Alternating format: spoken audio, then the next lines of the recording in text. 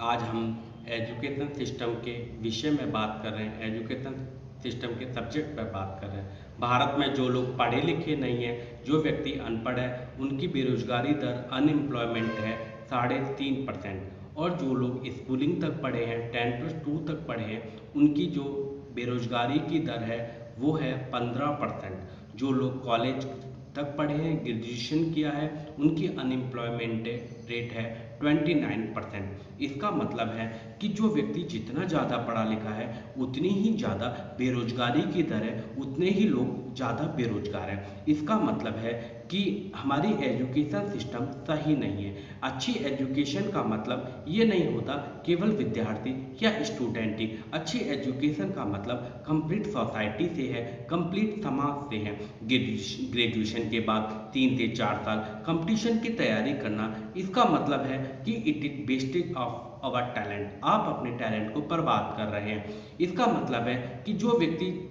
ज़्यादा पढ़ा लिखा है उतना ही ज़्यादा वो बेरोजगार है, क्योंकि उसमें स्किल्ड नहीं है, उसमें प्रैक्टिकल नॉलेज नहीं है। इसका मतलब है कि हम जो एजुकेशन जो ले रहे हैं उसका प्रैक्टिकल से, इनोवेशन से, इंडस्ट्री से और समाज से वो तालमेल नहीं कर पा रही, वो संतुलन नहीं बन पा रही। एजुकेशन सिस्टम का मतलब लाइफ प्रिपरेशन होता है, ये नहीं होता किसी कैरियर की तरफ हम लोग भाग रहे हैं, एक अंधी दौड़, अंधी सरकारी नौकरी के पीछे भाग रहे हैं। भारत और चाइना एक समय दोनों बराबरी पे थे। चाइना ने एजुकेशन सिस्टम में चेंज किया और चाइना आज हमसे कितना आगे निकल गया। आज चाइना के अंदर जितने भी नंबर ऑफ पेटेंट, जितने भी ज़्यादा रिसर्च हो रही हैं, चाइना वर्ल्ड में छाया हुआ है। उन्होंने ऐसा इसलिए किया, उन्होंने सबसे पहले टॉप 10 यूनिवर्सिटीज अपने चाइना के अंदर डेवलप की, उनमें स्टूडेंट को रिसर्च, प्रैक्टिकल नॉलेज, अपडेशन के विषय में सिखाया।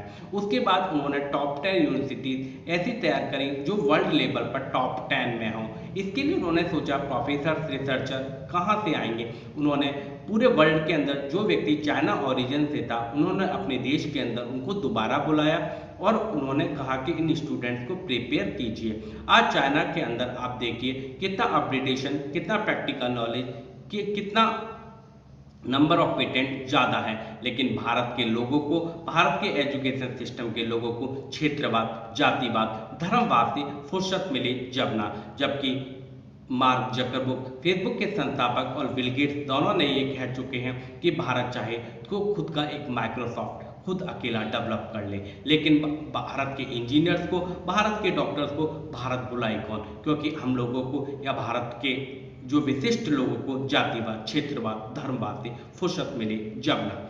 एजुकेशन का मतलब माइंड चैलेंज को ओवरकम करना होता है। एजुकेशन का मतलब ये नहीं है कि प्रोफेशनली स्टूडेंट्स को या बच्चे को तैयार किया जाए, बल्कि ये है कि एजुकेशन, अच्छी एजुकेशन के 3 पिलर्स होते हैं। पहला होता है वो प्रोफेशनली सक्सेस हो, उसको रोजगार मिले, इंडस्ट्री के हिसाब से उसे नॉलेज हो। दूसरा है वो उसका पर्सनली सर्टिफिकेशन हो, जिससे उसमें स्ट्रेस, एंग्जाइटी, चिंता नहीं हो, उसके अंदर भावनात्मक रूप से, मेंटली रूप से, फिजिकली रूप से वो डेवलप हो, जिससे डिवोर्स जैसे, आत्महत्या के जैसे केस ना हो।